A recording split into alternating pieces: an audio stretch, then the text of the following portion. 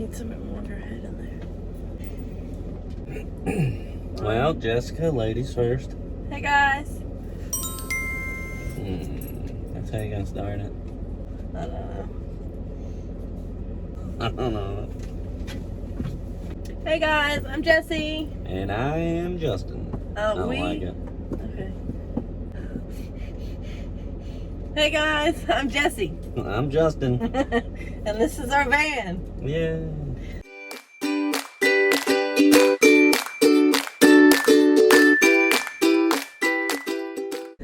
We are traveling the United States in our van, which is also our house.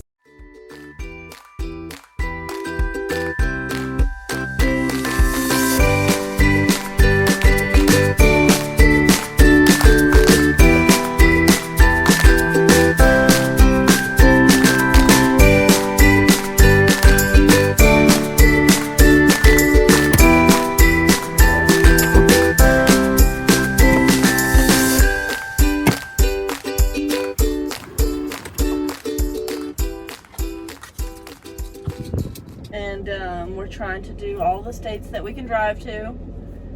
We'll go to Hawaii too, but we're just gonna fly there and then rent a van. Or hopefully someone will be like, oh my god, we love y'all, why don't you travel with us in my van? And it's like just a single chick. Or dude. No.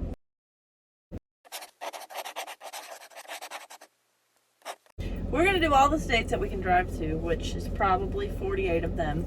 But we might be able to drive to Alaska eventually, and also we could possibly take a ferry there. So that's something that we're entertaining later. But for now, the lower 48, we're trying to do them all, but we have absolutely no plans, do we? No, not really. Well, kind of one. We do plan on, and I forget this every time, but we're gonna try and go to either North Dakota or South Dakota.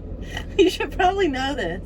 Yeah, but it's so far in advance. One of the Dakotas we're going to last. Future tripping, bro. Whoa, future tripping, man. So one of the Dakotas we're going to last. Yeah, and it's called Save the Best for Last. It's like one of their tourist like gimmicks. It's just to get people to visit their place and their state and their visitor center. But they say that less people have done that than that have summited Mount Everest, and what that is visiting all 50 states, with this city being last. Originally, we are from Virginia. We met in high school. We're high school sweethearts.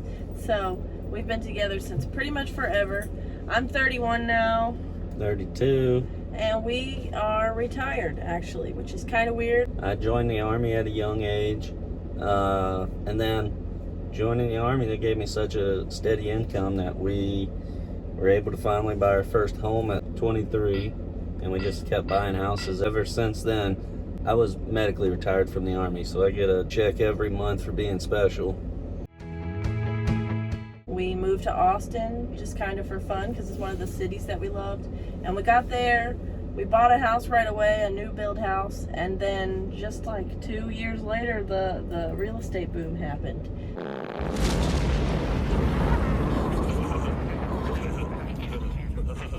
And we were both working in real estate at the time, so we kind of had like an insider scoop there, watching all these houses sell like hotcakes, and we kind of got tired of the rat race that is real estate. Yeah. So if you want to know who is a big sleazeball and who isn't in the real estate industry in Austin, Texas, we know majority all of it. So we'll help you with a good realtor if you need someone in that area. We have a couple of good friends, but we are totally over the corporate rat race, and we were lucky enough to be able to just cash out and leave. So we had always kind of talked about doing a tiny home or maybe live in an RV, and this was all through your military career. We kind of always went back and forth, like that's something weird we could do. We don't have kids, by the way, but we do have 2 dogs and 1 hairless cat. Romo is 6, Dre is 14, and Harry is 7. There we go.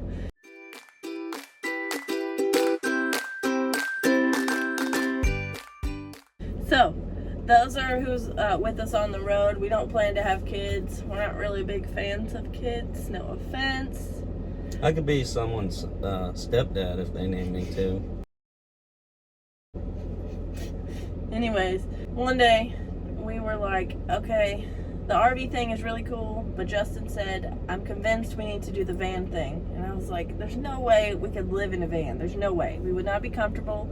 There's no way we could fit things in there. But he sits me down, shows me these vans, and then we find out that you can fit a whole bathroom or a whole kitchen and a whole bed in one of these Sprinter vans. So I was like, okay, this might work. I'm someone who likes to plan stuff out, so I got kind of a little stressed thinking about everything we would need to get rid of to go from a house, a 3-bedroom house, to a van.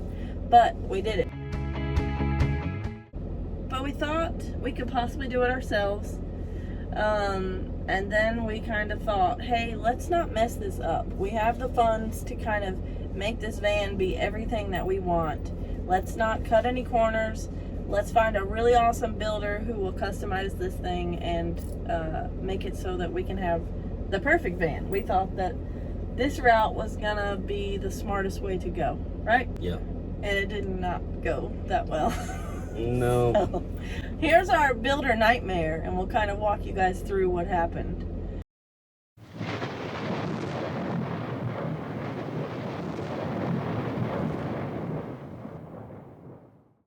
The van that we ended up with is a Freightliner Sprinter van. It's a 2019, but it's pretty much a Mercedes, right? It is. It's just badged Freightliner. Yeah, so even our little, like, when things come on the dash, it's a Mercedes emblem. We got it in Houston. We took, like, the world's longest Uber ride. Yes, and the driver and us couldn't understand each other's accents. He couldn't pick up on our slow, monotone country accent. Yeah.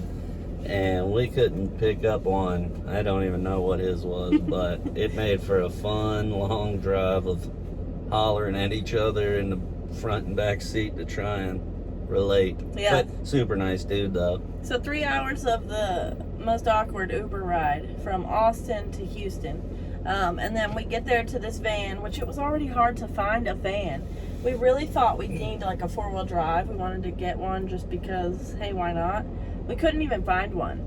And if you could find one, they were marked up like $20,000 extra. So this was in May of 2021 that we started shopping for the van. So we go down to Houston, we pick this one up, and we drive it back. It's completely empty. It was just a worker van. It had really low miles. I think we had like 12,000 miles on it when we picked it up. The only other two options that we found in like a reasonable distance in the country was in Pensacola, Florida. Yeah, we were gonna have to drive to Pensacola, and it just wasn't worth it at all. We did overpay for the van by like $5,000 than what it's worth. Humble brag. No, but for real, so we got kind of effed in the A there, but it was better that 5 G's over than my mental health going to Florida and driving back. If it were us two driving there to pick up the van, then I'd have to follow him back too. It was just a whole thing. Yeah. So. Or fly and then drive back, but we still got 3 pets that we got to get babysat while we go to Florida or pay for them. We put the for sale sign in the yard pretty much right when we got back from picking up the van. The house went live and the market was crazy, so we had showings right away. But we were able to drop the van off with the builder that we found. And you're probably wondering, how did you pick your builder? Yes. And that's a fun story. Great story. So, we had actually looked at Austin Sportsmobiles. I mean, I think it's just Sportsmobile, and they just happen to have one in Austin. Yep. Great company. The people there were great to us. We just don't personally have one. But anyway, they were super expensive. They were super expensive. Their builds were very nice, but maybe not necessarily the homey look we were going for. Yeah, they felt more like you were in an RV. Yeah. Which is cool. I don't mind it. I mean, I think it's a great product, but we wanted it to feel more like a custom house, kind of. Yeah. Yep.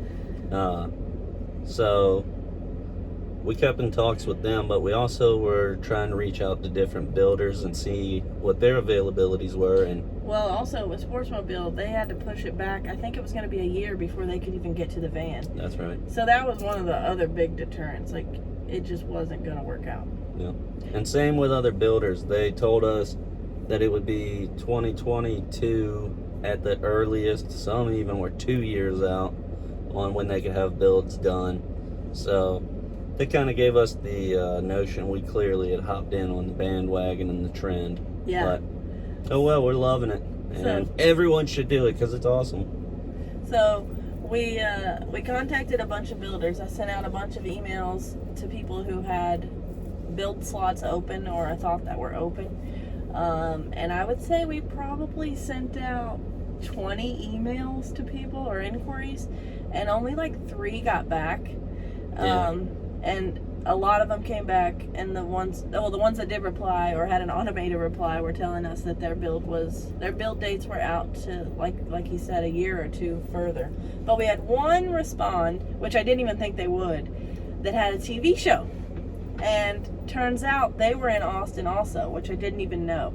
So we were like, okay, win-win. Number one, they're in our town. We can go and check on the build throughout. We can go there and meet them in person, see their shop before we hire them. And then you can't really go wrong, we thought, with a company that has a TV show. Like, they're trusted. I would have thought they'd be a little vetted. I would have thought so too.